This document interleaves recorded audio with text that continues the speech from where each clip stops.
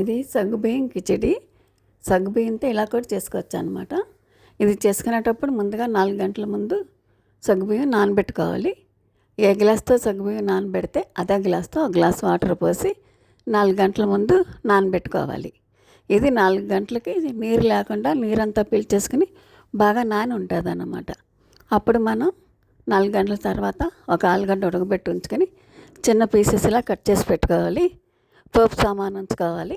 ఒక చిన్న అల్లం ముక్క తురుము పెట్టుకోవాలి. 2 పచ్చిమిర్చి, ఒక పావు స్పూను సాల్ట్ పడుతుంది. ఒక గుప్పుడు పల్లీలు వేపినవి కచ్చాపిచ్చా మిక్సీ పట్టి ఉంచుకుంటే ఈ 2 స్పూన్లు ఆయిల్ వేసి పోపు సామాను బాగా వేసుకుని వేగిన తర్వాత ఆలు కట్ చేసి ముక్కలు ఉడికిన ఆలుగడ్డని కట్ చేసి పెట్టుకుని అలా వేగిన తాలింపులో వేసుకొని తర్వాత ఒక పావు స్పూను సాల్ట్ వేసుకోవాలి.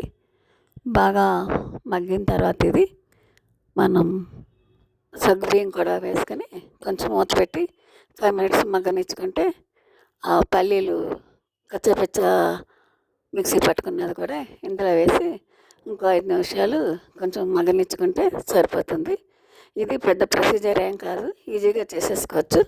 ఆలుగడ్డ ఒకటి ఉడకబెట్టుకోవటం, సగ్గుబియ్యం నానబెట్టుకోవటం ఒకటే ప్రొసీజర్, మిగతా అంతా పోపు సామానే.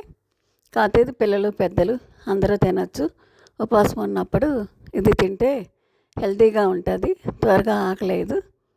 పిల్లలకి మార్నింగ్ లంచ్ బాక్స్లో పెట్టచ్చు, బ్రేక్ఫాస్ట్లో తినచ్చు, ఈవినింగ్ స్నాక్లా తినచ్చు, అందరూ తినచ్చు అనమాట. ఇది చాలా బాగుంది తింటే. ఇవి వండుకోవటం కూడా చాలా ఈజీ. ఇది ఒక వెరైటీ కింద స్నాక్ పిల్లలకు పెడితే చక్కగా ఇష్టంగా తింటారన్నమాట. ఇది చాలా బాగుంది, ఒకసారి ట్రై చేయండి.